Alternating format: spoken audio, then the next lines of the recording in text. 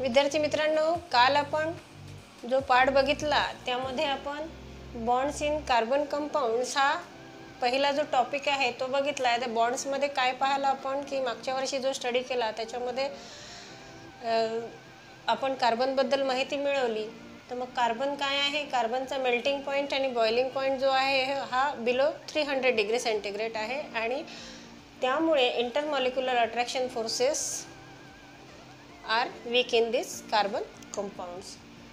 आणि सगळ्यात most important property of carbon, electronic configuration of carbon जे आहे ते 2 आणि 4 आहे आणि त्यामुळे हा 4 जो आहे हा आउटर मोस्ट ऑर्बिटमध्ये म्हणजेच व्हॅलन्स शेलमध्ये असतो आणि त्याला बॉन्ड तयार करण्यासाठी ऑक्टेट कंप्लीट करण्यासाठी 4 इलेक्ट्रॉन्सची परत गरज असते, कारण आउटर मोस्ट ऑर्बिटमध्ये 8 इलेक्ट्रॉन्स जर असले तर ऑक्टेट कंप्लीट होतं. म्हणून इथे त्याला he wants 4 electrons more from other atom. And here this is important property of carbon, that is carbon is tetravalent. Tetra means 4, म्हणून याला 4 valence is in the outer most shell. नंतर आपण हे पण पाहिलो की कार्बन कंपाऊंड्स जे आहेत ते बॅड कंडक्टर्स ऑफ इलेक्ट्रिसिटी आहे. त्याच्यामधला इंटरमॉलिक्युलर अट्रॅक्शन फोर्स हा वीक आहे. आणि यानंतर आपण जे बॉन्ड पाहिले ते होते हायड्रोजनचं एक बॉन्डिंग पाहिलं आपण, लाईन स्ट्रक्चर और इंटरमॉलिक्युलर स्ट्रक्चर. त्यानंतर एक ऑक्सिजनचं डबल बॉन्डचं आपण एक बॉन्डिंग पाहिलं. त्यानंतर नायट्रोजनचं ट्रिपल बॉन्डचं एक बॉन्डिंग आपण पाहिलं की या बॉन्डिंगमुळे कार्बन कंपाऊंड्स तयार करू शकतो. यानंतर आपण मिथेनचं सुद्धा पाहिलं. कार्बन हा टेट्राव्हॅलंट असल्यामुळे याला असे 4 इलेक्ट्रॉन्स असतात आणि हा 4 इलेक्ट्रॉन्स हायड्रोजनशी कंबाईन झाल्यानंतर इथे मिथेन फॉर्म होतो, CH4 मिथेन फॉर्म होतो. इथे मिथेन फॉर्म होतो, एवढं आपण पाहिलं.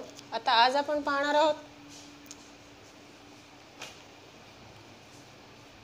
आणि हा मिथेन कसा फॉर्म होतो याचं स्ट्रक्चर आपण मागच्या भागामध्ये पाहिलेलं आहे की सेंटरमध्ये हा कार्बन आहे आणि मग इथे हायड्रोजनचा एक इलेक्ट्रॉन शेअर झाल्यानंतर इथे या दोघांमध्ये कोव्हॅलंट बॉन्ड तयार होतो आणि हायड्रोजन आणि मिथेन तयार होतो.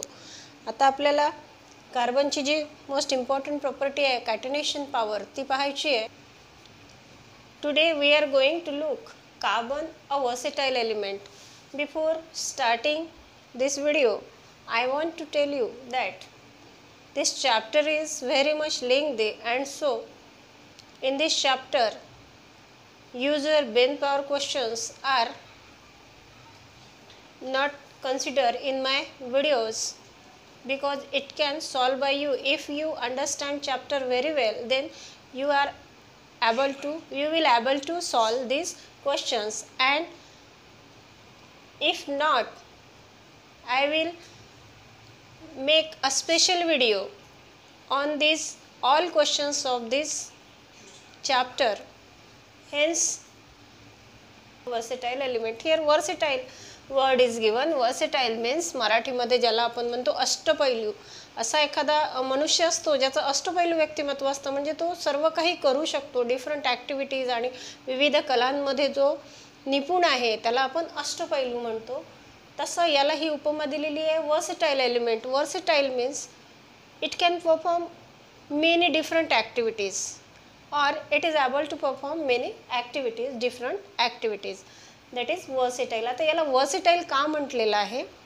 Because it has a special property of catenation power. Catenation power सुरुवातीला काय आहे हे पाहू. Catenation power means carbon has a special ability to form a strong covalent bond with other carbon atom. तर covalent bond आपण आधीच पाहिलेला आहे की तो जे 4 टेट्राव्हॅलंट जे आहेत 4 इलेक्ट्रॉन्स आउटर शेलमध्ये आहेत ते दुसऱ्याला शेअर करून तो कोव्हॅलंट बॉन्ड फॉर्म करू शकतो. म्हणून इथे ही जी प्रॉपर्टी आहे त्याची की ability to form strong covalent bond with other carbon atom, दुसऱ्या कार्बन ॲटमशी तो कोव्हॅलंट बॉन्ड फॉर्म करू शकतो, ही त्याची झाली कॅटिनेशन पॉवर. आणि या कॅटिनेशन पॉवरमुळेच नेचरमध्ये मॅक्झिमम जे कंपाऊंड्स आहेत ते कार्बन कंपाऊंड्स आहे, याची फार मोठी रेंज आपल्या नेचरमध्ये सापडते. आता कार्बन कंपाऊंड्सनी काय काय बनलेलं आहे, तर आपल्या नेचरमध्ये we can say that whole kingdom is made up of living, whole kingdom, living kingdom is made up of this carbon compounds और this made up of this carbon. असं आपल्याला म्हणायला हरकत नाही का या नेचरमध्ये जास्तीत जास्त प्रमाणामध्ये कार्बन कंपाऊंड्स प्रेझेंट आहे. आणि हे कार्बन कंपाऊंड्स प्रेझेंट आहे तर from small simplest small molecule of compound of carbon is methane, that is CH4. Smallest and simple compound of carbon is methane. From small simple methane to very large molecule of DNA, large molecule, extremely large molecule of DNA. It is long form of DNA molecule is deoxyribonucleic acid. म्हणजेच आपल्याला असं म्हणता येईल की या नेचरमध्ये smallest compound from methane, लहानात लहान जो कार्बनचा कंपाऊंड आहे मिथेन पासून, तर मोठ्यात मोठा जो डिऑक्सिरायबोन्यूक्लिक ॲसिड मॉलिक्यूल आहे त्या सर्वांमध्ये कार्बन कंपाऊंड, कार्बन प्रेझेंट आहे. आणि यामुळेच नेचरमध्ये कार्बन जो आहे तो मोठ्या प्रमाणावर सापडतो. तर त्याचं कारण काय आहे? It has a special characteristics that it has catenation power. आता यामध्ये तो स्ट्रॉंग चेन अदर कार्बन ॲटमशी फॉर्म करतो. मग ती चेन जी आहे ती 3 टाईपमध्ये असू शकते, 3 फॉर्ममध्ये असते. एक चेन फॉर्म, या चेन फॉर्ममध्ये आता इथे नावच आहे चेन फॉर्म. चेन मीन्स एका साखळी किंवा एका लाईनमध्ये, like this C, single bond C, single bond C, line, single bond C. This is chain form. And it can be in branch form. Branch form हा पण सर्वांना माहिती आहे, इथे नावच आहे ब्रँच फॉर्म. म्हणजे हा ब्रँचेसच्या रूपामध्ये, त्याला ब्रँचेसच्या रूपामध्ये अटॅच असतात. आता हे इथे जर आपण जर असा फॉर्म केला तर हा इथे ही ब्रँच तयार झाली किंवा इथे ही ब्रँच तयार झाली. It is branch form. It can B, compounds can be form in chain form और इन ब्रँच फॉर्म. और थर्ड इज रिंग फॉर्म. सोपं आहे हे, कारण इथे चेन म्हटलं तर चेन फॉर्म सरळ आपल्याला लक्षात येतं. इथे ब्रँच फॉर्म म्हटलं तर तो ब्रँचेसच्या रूपामध्ये असतो, म्हणजेच त्याला इथे ब्रँचेस असतात. त्याच्यानंतर रिंग फॉर्म म्हटलं तर गोल असू शकते, रिंग जी आहे ती गोल असू शकते. अशा प्रकारे इथे रिंग फॉर्मसुद्धा याचा कार्बनचा फॉर्म होतो. असं 3 प्रकारामध्ये हे जे कंपाऊंड्स फॉर्म होतात, याची जी चेन आहे ती चेन फॉर्ममध्ये असू शकते, ब्रँच फॉर्ममध्ये असू शकते आणि रिंग फॉर्ममध्ये असू शकते.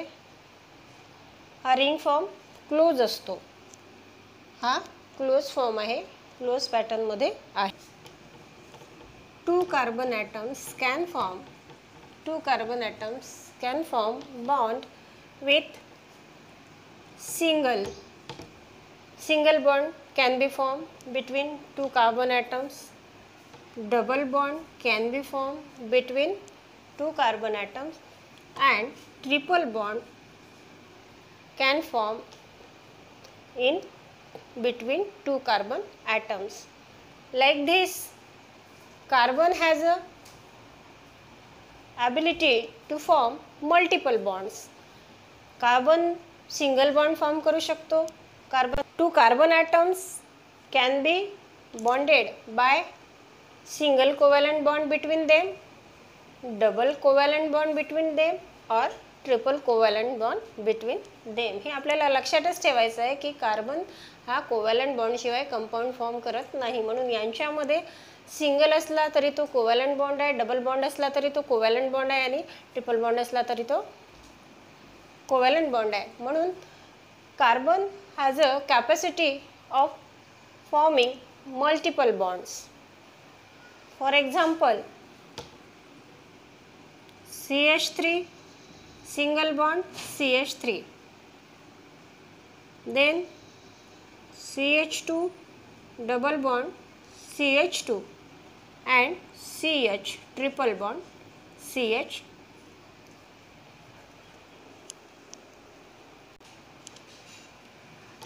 हा सिंगल बॉन्ड आहे, हा इथिन आहे. आपण हे पुढे पाहणार आहे की सिंगल बॉन्ड असलं तर त्याला काय नाव असतं, डबल बॉन्ड असलं तर काय नाव असतं आणि ट्रिपल बॉन्ड असला तर काय नाव असतं, हे आपल्याला पुढे आहेच. तर सध्या आपल्याला एवढंच त्याचं नाव लक्षात ठेवायचं आहे. CH3 single bond CH3 ethane, then this is ethene. Here double bond is present and here ethene, ethylene, ethyne. These three examples are given here. आता हे आपल्याला समजलं असेल की याची दुसरी जो हा याला वर्सेटाईल का म्हटलेलं आहे, एक तर कॅटेनेशन पॉवर आहे. कॅटेनेशन पॉवरमुळे हा मोठी चेन फॉर्म करू शकतो, ब्रांच फॉर्ममध्ये असू शकतो, लार्ज कंपाऊंड फॉर्म होतात. आणि याला दुसरं म्हणजे हा सिंगल कोव्हॅलंट बॉन्ड बनवू शकतो, डबल बनवू शकतो, ट्रिपल बनवू शकतो. म्हणजे याची ॲबिलिटी आहे मल्टिपल बॉन्ड्स बनवण्याची. म्हणून याच्यामध्ये जास्त जे कंपाऊंड्स आहे ते फॉर्म होतात. नंतर तिसरा आहे याचं कॅरेक्टरिस्टिक्स म्हणजे तो टेट्राव्हॅलंट आहे. आपण सुरुवातीलाच पाहिलं की हा टेट्राव्हॅलंट आहे. टेट्राव्हॅलंट आहे म्हणजे याच्या आउटरमोस्ट शेलमध्ये 4 इलेक्ट्रॉन्स प्रेझेंट आहेत. हा टेट्राव्हॅलंट आहे त्याच्यामुळे हा 4 इलेक्ट्रॉन्स जे प्रेझेंट आहे त्या इलेक्ट्रॉन्स जो दुसरा ॲटम आहे त्याच्यासोबत बॉन्ड फॉर्म करून लार्ज कंपाऊंड म्हणजेच खूप मोठे खूप व्हरायटी जी आहे ती कंपाऊंडची हा क्रिएट करू शकतो. म्हणून याला टेट्राव्हॅलंट म्हटलं आहे. तर या 4 ज्या याच्या इलेक्ट्रॉन्स आहे हे अदर ॲटमशी कंबाईन होऊन यामध्ये हा लार्ज नंबर ऑफ कंपाऊंड्स इथे 4 कंपाऊंड्स तयार करू शकतो. मग आता नुसता तो आपण सुरुवातीला पाहिला हायड्रोजन, तर तो हायड्रोजनच असणार नाही. It may be chlorine. पुन्हा हे जर काढलं तर इथे सुद्धा क्लोरीन येईल. म्हणजे असं काही ठरलेलं नाही आहे की हा हायड्रोजनशीच कंबाईन होईल आणि हायड्रोजनशी कंबाईन होऊनच कोव्हॅलंट बॉन्ड फॉर्म करून हा कंपाऊंड तयार करेल. तर इथे Cl सुद्धा असू शकतो. आणि तो ज्या एलिमेंटशी त्याचा बॉन्ड तयार झाला त्या एलिमेंटच्या प्रॉपर्टी आणि याच्या प्रॉपर्टी मिळून त्या कंपाऊंडच्या प्रॉपर्टी होतील. म्हणजे जो एलिमेंट त्याच्यासोबत ज्या एलिमेंटसोबत हा अटॅच झालेला आहे किंवा बॉन्ड फॉर्म झालेला आहे त्याच्या प्रॉपर्टीज याच्यापेक्षा डिफरंट असणार, कारण तिथे नवीन जो कंपाऊंड आहे तो तयार झालेला आहे. आता हा कार्बन जो आहे हा oxygen, nitrogen, sulphur, then phosphorus यांच्यासोबत सुद्धा बॉन्ड तयार करू शकतो. याला असं काही आवश्यक नाही आहे की हायड्रोजनशीच बॉन्ड तयार करेल. These atoms of element can form bonds with this carbon, that is oxygen, nitrogen, sulfur and phosphorus. And last property of this is isomerism. Isomerism हा एक शब्द आलेला आहे या 4th प्रॉपर्टीमध्ये. आयसोमेरिझम काय आहे हे आपण पाहणार आहोत. What is this isomerism? Isomerism means सोप्या शब्दात सांगायचं झालं तर याचा मॉलिक्युलर फॉर्म्युला जो आहे तो एकच असतो. सपोज C2H6 हा मॉलिक्युलर फॉर्म्युला एकच आहे. परंतु ज्यावेळेस आपण याचं स्ट्रक्चर काढतो त्याचं स्ट्रक्चर आपल्याला काढताना 2 प्रकारे काढू शकतो आपण. तर तो जो स्ट्रक्चरल फॉर्म्युला आहे तो डिफरंट आहे. मग आयसोमेरिझम म्हणजे काय? त्याच्यामध्ये मॉलिक्युलर फॉर्म्युला एकच आहे परंतु त्याचं स्ट्रक्चरल फॉर्म्युला जो आहे तो आपण डिफरंट टाईपनी काढू शकतो. त्याला आपण आयसोमेरिझम असं म्हणतो. यानंतरचा पार्ट आहे hydrocarbon and saturated hydrocarbon and unsaturated hydrocarbons. इथे हायड्रोकार्बन आपण पाहतोय. आता इथे हायड्रोकार्बन हे नाव आहे. हायड्रो आणि कार्बन आणि carbon. Hydro means here hydrogen and here carbon means hydrocarbon म्हणजे काय, असा कंपाऊंड ज्याच्यामध्ये हायड्रोजन आणि कार्बनचे ॲटम्स जे आहे ते कंबाईन होतील आणि हायड्रोकार्बन फॉर्म होईल. याची डेफिनेशन जर पाहायची झाली, the compounds which contain carbon and hydrogen as the only two elements are called hydrocarbons.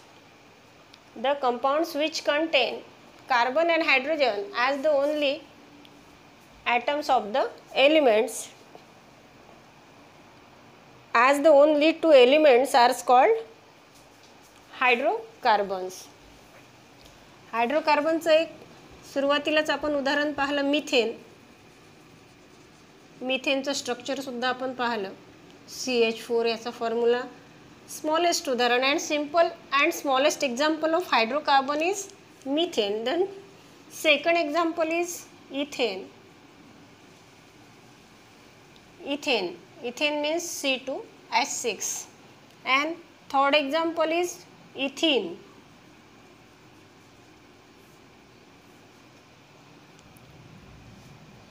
Here these three examples are given in your textbook of hydrocarbons. This is the single and simplest and smallest form of hydrocarbon, methane, then ethane and ethene.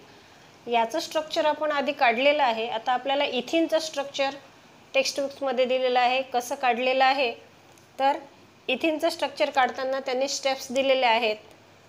First step आहे join the two carbon atoms with single bond. Then second step, use the 6 hydrogen atoms in the molecular formula. याला आपण molecular formula असं म्हणतो. C2H6 हा जो आहे याला molecular formula असं म्हणायचं आहे. इथेनचा आपल्याला आता स्ट्रक्चरल फॉर्म्युला काढायचा आहे. तर आपल्याला सुरुवातीला काय करायचं आहे, सुरुवातीला आपल्याला C सिंगल बॉन्ड C लिहून घ्यायचं आहे आणि मग त्याला आपल्याला 6 कार्बन ॲटम अटॅच करायचे आहे. मग आपण कसे करणार, C single bond C and then 6 carbon atom can be attached here. This is the structural formula of ethene. This is structural formula of ethane. Sorry, because here single bond present in this 2 carbon and hence single bond, if there is single bond, the name is ethane. Then again in your textbook structural formula of ethene is given also. So how can we draw structural formula of ethene? Structural formula of ethene can be drawn. Step 1, same step, draw C single bond C and then attach hydrocarbons, then attach hydrogens to this carbon. Formula of molecular formula of ethene is C2H4. C2H4. Molecular formula of ethene is C2H4. Then how can we draw the structural formula of ethene? Let's see. C2H4. This is ethene and this is molecular formula. We can draw C single bond C. Then here 2 hydrogens, but here structure of ethene, here step 1, join the 2 carbon atom with single bond C single bond C. Then step 2, use the 4 hydrogen atoms in the molecular formula for satisfying tetravalency of both the carbon atoms. In figure, it appears that valency of each of the 2 carbon atoms is not satisfied.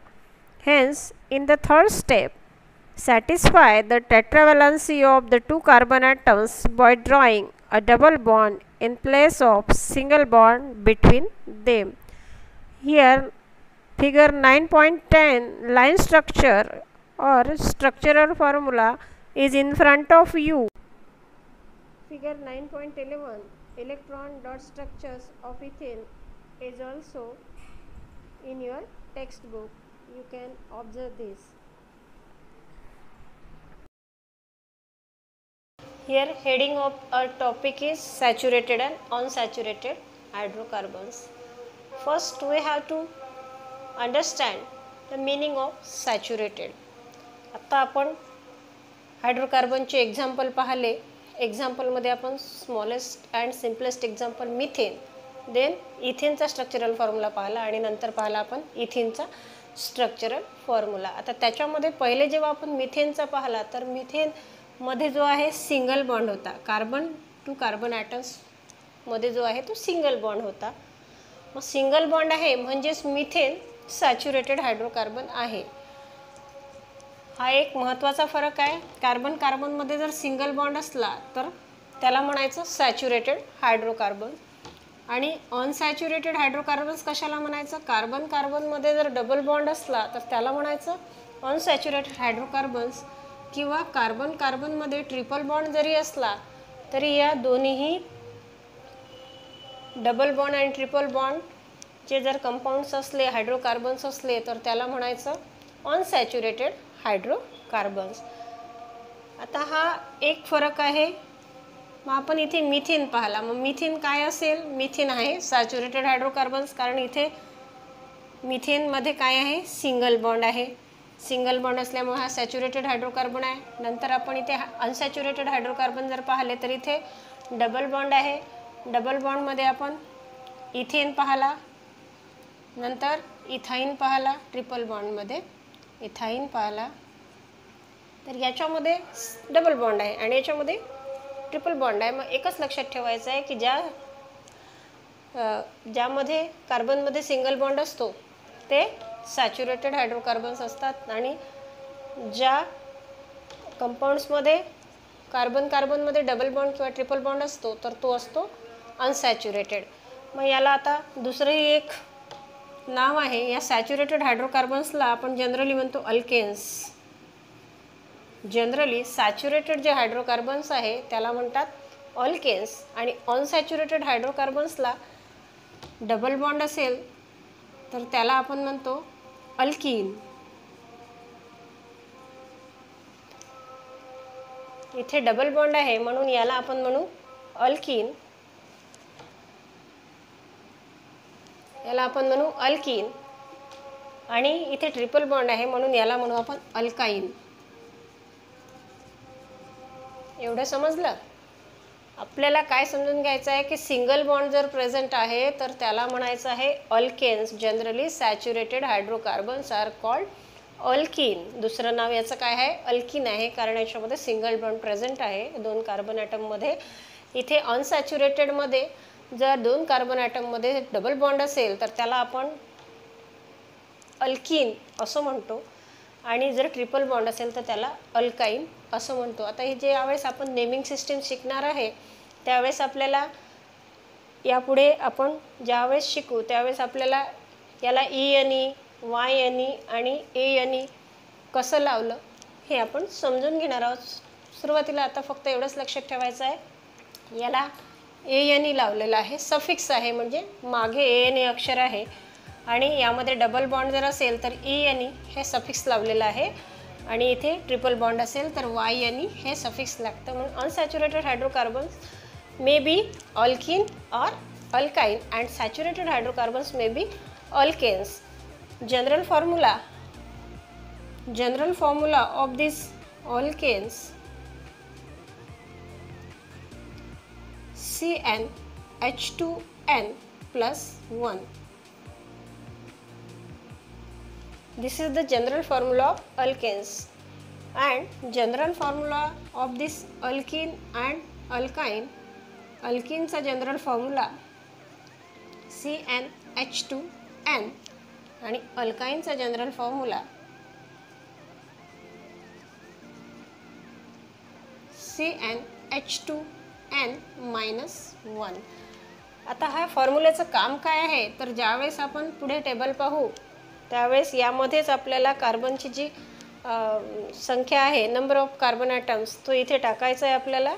आणि त्याच्यानंतर इथे टाकल्यानंतर यांच्या जागी जर number टाकला आपण तर आपल्याला Hची जे मॉलिक्युल्स आहेत त्याची संख्या इथे मिळते. म्हणून हा कॉमन फॉर्म्युला. याच्यामध्ये आपण कार्बनचा नंबर बदलला की मग याचे नावं जे आहे हायड्रोकार्बन्सचे ते बदलत जातात. म्हणून हे फॉर्म्युले जे आहे ते आपल्याला लक्षात ठेवायचे आहे. Then last point is reactivity. Unsaturated hydrocarbons are more reactive and saturated hydrocarbons are less reactive as compared to unsaturated hydrocarbons. Saturated hydrocarbons are less reactive as compared to unsaturated hydrocarbons. Unsaturated hydrocarbons are more reactive. आता आपण पुढल्या भागामध्ये यापुढे पाहणार आहोत straight chain, branch chain आणि ring structure.